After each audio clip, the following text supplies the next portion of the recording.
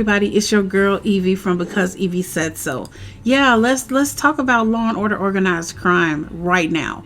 Like this one, I thought it was going to be a continuation of the Richard situation, and it kind of is, but let's get right into it. So Eli's missing, y'all.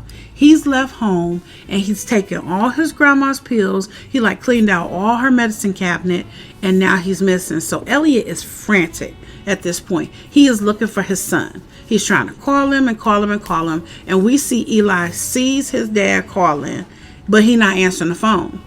I know you're not answering the phone, because I'm sure his dad is paying the phone bill, okay? Like all of us do. I wish my kids would not answer the phone. Anyway, I digress. Anyway, you guys. So Eli's missing. He's on the promenade. He's down there probably thinking about everything that's happened today. You know, it's kind of heavy for him. He visited his mom's grave, and then he went to court. He doesn't even know what the court said in regards to the trial yet.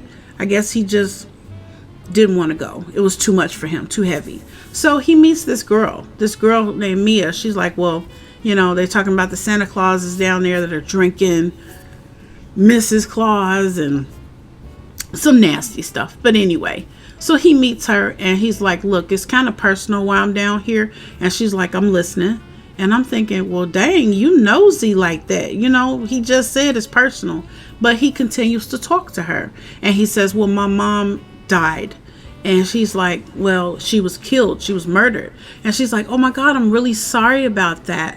And so he ends up having a conversation with the girl, and they end up hitting it off a little bit. And Eli ends up going back to her place.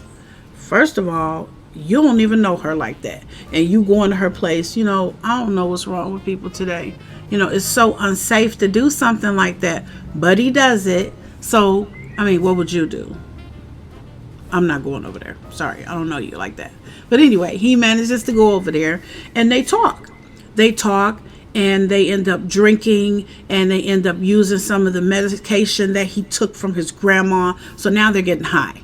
They're drinking, they're talking. She's cute, he's cute. You know, they get to kissing, whatnot. And I think they're going to go ahead and have sex. However, the next thing we see is him lying on the couch in his boxers. So did they have sex or not? I don't know. But anyway, he gets up. He's like, man, it's 4 o'clock in the morning. Yeah, because you in trouble. You didn't answer your phone. It's 4 in the morning. Your father don't know where you at. Ooh, you finna get it. But anyway, so he says, Mia. And he's looking for her. He goes to the bedroom. He's like, look, I got to go. It's 4 o'clock. I'm going to get in trouble. And he tries to wake her up. But he can't wake her up because she's dead. Dead. Okay? What the freak, man? What the freak happened? I mean, did he do this? I don't think he's capable of murder, but I don't know. He was kind of mad. So, you know, Elliott's mom blames herself because Eli is missing. And he was like, Mom, it's not your fault. And they're still trying to call him. But Eli's phone is dead. So when he realizes that this girl is dead, he puts on his clothes. He's freaking out, trying to calm himself down. He puts on his clothes and gets ready to leave. Now he gets to the elevator, but the elevator's not coming fast enough. And this guy is kind of creepy, is looking at him in the hallway. So Eli decides to just dash out down the stairs. And so he leaves down the stairs, but he's still tripping. Because, of course, I mean, this girl was alive just a couple of hours ago. Now she dead? I mean, come on now. So he goes outside and he's still freaking. He tries to get a cab or Uber. And the Uber's like, I'm not taking you out there. Because I guess wherever he's supposed to be going or wherever they live, it might not be the best of areas. So the cab leaves him. He can't even get anywhere. His phone is dead. So he manages to get to a payphone, which is smart. Luckily, there's still payphones. Like, where do you see a payphone nowadays? Because I don't see none. Not in this area and not in the areas that I've visited. I see no payphones, but whatever. Because obviously, you know, the payphone was what he needed. So he calls his dad. But he's still kind of high, kind of drunk. And he tells his dad, I need you. I need your help. And he's like, well, where are you? I'm going to come get you. And so he says, I'm on the corner of this and this. And he says, don't move. Elliott's like, don't move. Stay right there. I'm going to be right there. And as a parent, you got to have that pitter patter in your heart. Like, can I get to my kid fast enough? Something's wrong. And as a parent, you always know your kid's voice. And when Eli is talking to him, he's like, Dad, I'm sorry. And he's like, he's sorry for what? But Eli and Elliott, they love each other. But Elliott has that, I don't know, not a premonition, but that feeling that something is wrong with his kid. And I know that feeling because I'm a parent too. So anyway, Elliott decides to take Liv along. He's like, Liv, come with me. So Liv is like, okay, they get in the car and he's panicking. He's like, God, I got to get to my son. What if he did something? He sounded kind of funky on the phone. And Liv's trying to tell him, calm down. We're going to find him. And she grabs his hand ever so gently to calm him down. And guess what? He calms down. You tell me there's not something between them. Elliott is good for Liv and Liv is good for Elliott. I don't know why they don't know that yet. But anyway, so they proceed to go to where Eli said that he was. They arrive at the phone booth. He's not there. He's not there. Didn't he tell you not to move? Didn't he tell you not to go nowhere? But no, you got to leave and everything. So now he's in the street screaming, Eli, where are you? Eli then walked off, okay? Eli walked to the bridge. Not only did he walk to the bridge, but now he puts his leg over the bridge like he's finna jump.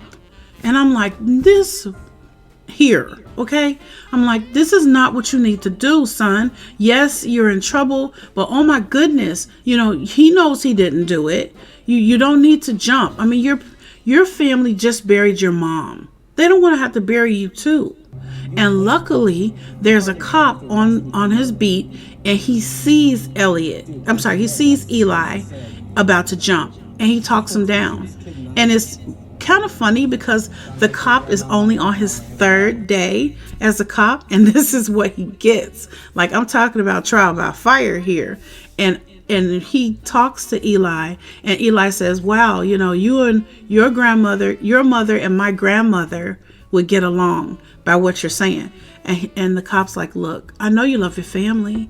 Come on down. I know you love them. Whatever it is, it's okay.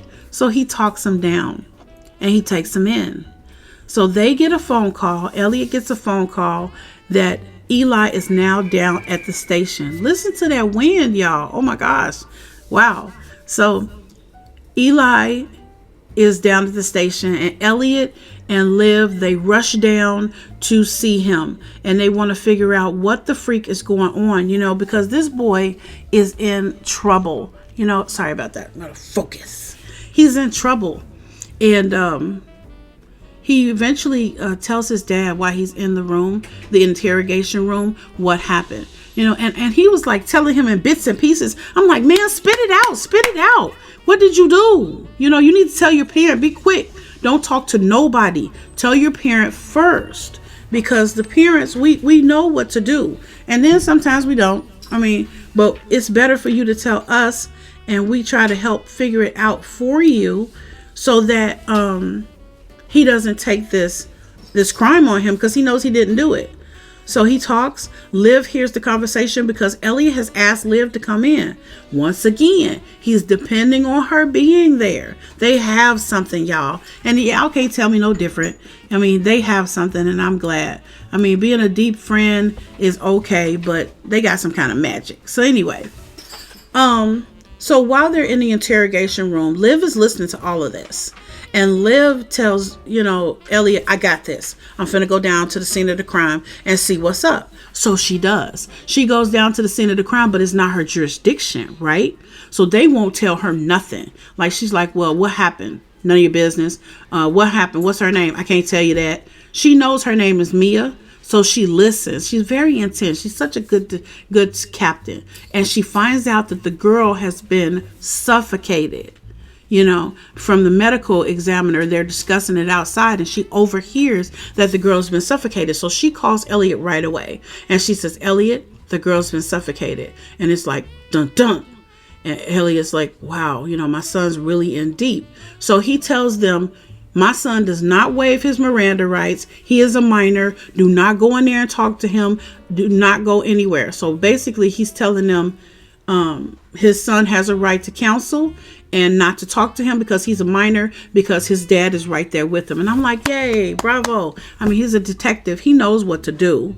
And his son is in trouble. And Eli's in there freaking out, acting stupid, but whatever. He did tell his dad, so that's good. But he in some serious trouble. So now they arrest Eli for murder. Eli could never murder anybody. I know he didn't do it, but they arrest him anyway. So I'm glad that he was right there for his father. And right there for his son. And come to find out, Elliott, well, let me put it like this. Elliott's not going to let this go down. Elliott's such a great detective and he loves his son so much. So he goes to Jet. He's telling her, look, I need you to run this girl, Mia. I need you to find out what this girl is all about. And Jet's like, I don't know if I can do that. But Sergeant Bell assures her that it's okay to try to help Elliott at the moment. So they run it and find out that this girl is an escort. Okay, an escort. And then she conveniently meets Eli. Something up with this. I smell a rat. Okay, so anyway, they look up her history. She is an escort, and they find out that she's associated with this guy. I don't know whoever this guy is, but the place that she took Elliott to was not her place. So now they're researching the place, and Jet sends a message to the app that has the cameras in this hotel, because they find out through comments about this place that other people have stayed at that there are hidden cameras in this place. This one girl has found a hidden camera in the shower, and then another one found a hidden camera in the bedroom. Okay, did you say camera? Because if you say camera, there must be a camera to show that Eli didn't do this. And Jet sends them a message to get permission to look at the footage, because this other guy that did it is really creepy. I mean, come on, you go stay at this place and there's a hidden camera, I will beat his behind, okay? Do not play with me, you nasty. But anyway, they run the footage and they happen to see that Eli did not kill her, that he was dead. She was dead when he walked in. Then they fast forward it a little bit to see that he was panicking. And then Elliott says, well, rewind it. So he rewinds it, finds out that the same guy that pinned out, Eli, he pointed out Eli at the police station as the guy that was there when the girl was dead. He's the one that killed her. He went in there and suffocated her while Eli was out there passed out on the couch because he high and he drunk. I'm gonna tell you something. That went down kind of sweet, because if it had been no cameras, Eli would be doing some time for murder. Okay, but anyway, they find out that it's this guy. They go get the guy, and he comes full confession. He says, "Look, yeah, it was me. I was paid cryptocurrency, a special kind of cryptocurrency that someone has." And he says, this guy is a lightweight, talking about Eli. He actually went in there and suffocated this girl. But the plan was that Mia would meet Eli, and then they would go back to her place. This guy would then suffocate and kill Mia after Eli left. But Eli never left. So he was paid to do that and set it up like Eli did it. That's what he said he was paid to do. Well, we see that Elliott has a reaction. He knows what cryptocurrency is, and he knows the specific person, cryptocurrency, that this guy was paid with. Richard Wheatley. I knew Richard has something to do with this. Okay, so he goes and he confronts Wheatley. And he says, I know what you did. You paid someone to frame my son. And Richard says, I don't know what you're talking about. And he says, it was your cryptocurrency, your specific one. We can track it back to you, the money that you paid this guy. And he says, you know what? It wasn't me. The only one that has access to my cryptocurrency is my daughter, Dana. Dana? Like, Dana was in jail. She out of jail? I mean, she was in jail just like Richie's in jail. Richie's still in jail. Why ain't Dana in jail? So anyway, When he confronts him, he tells him that he knows that, and Richard just looks at him like, it's nothing I can do. I don't know what to tell you. So now that they know that it's not Eli, Sergeant Bell and Elliott go talk to Angela. And Angela's on a cane, and she's talking about her, the fact that she can't really concentrate and that her mind is going, but she's getting better, and she's limping, and she's really, hurt, and they ask her, well, where's your daughter? And she says, who? And they say, Dana, your daughter. And she says, well, I don't know what you're talking about. Oh, Dana, she's not here. And they say, well, can we look around? And she says, no problem, go ahead. And they look around, and of course, Dana's not there. So they say, okay, well, if you see Dana, please give us a call. We want to talk to her about, some things. So she says, okay. And she walks him to the door on her cane, and she looks so hurt, and she's limping and everything. And I feel so bad for her. And then she's at the window, and she's waving by. And then she lets the cane go and walks over to the table to pour some wine. I knew this bitch I knew she was faking. I told y'all, we don't trust Angela, right? And I don't mean to call her the B word, but at this point, I'm like, this witch here, okay? She was faking. And then who do we see? We see Dana come through the back door, and she's like, well, Mom, what did they want? And she's like, I don't know what they wanted. I'm going to pour you some wine. You want some wine? And all the time, her and Dana, I don't know, they up to something. They in cahoots about something. But let me tell you something. I never trusted Angela. I told you this was the rules, right?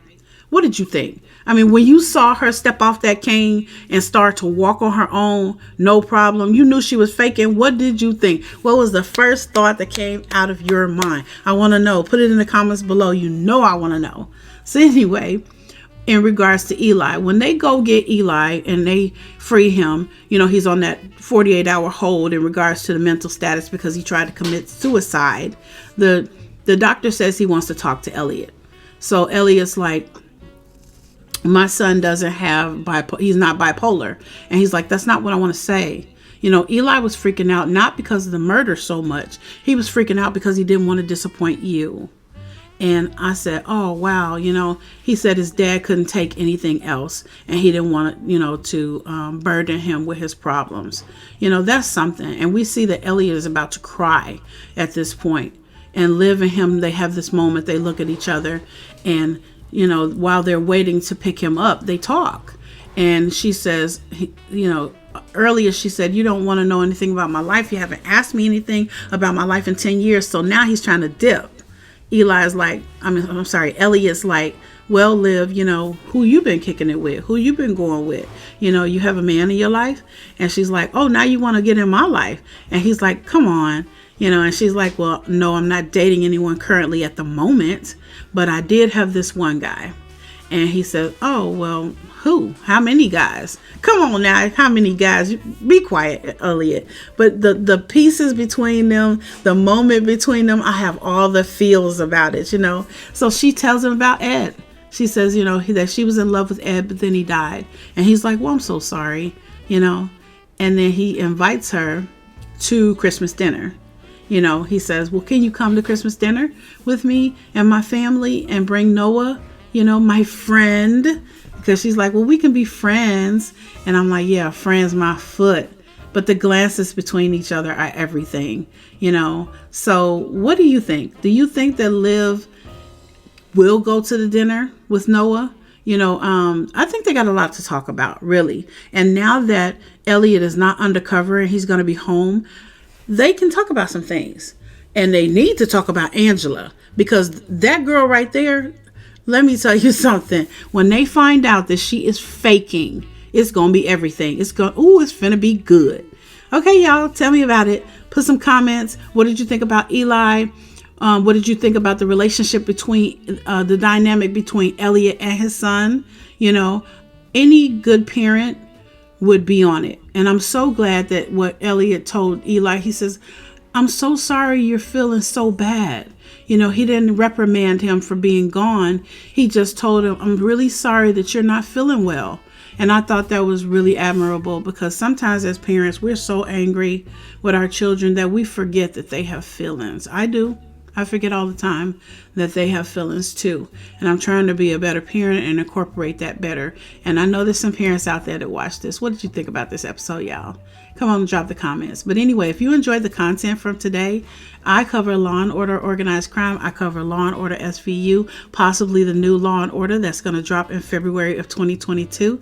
I cannot wait for you to be right there with me on that ride. Come on through, subscribe, you guys. I love you. Until the next video, Law and Order on.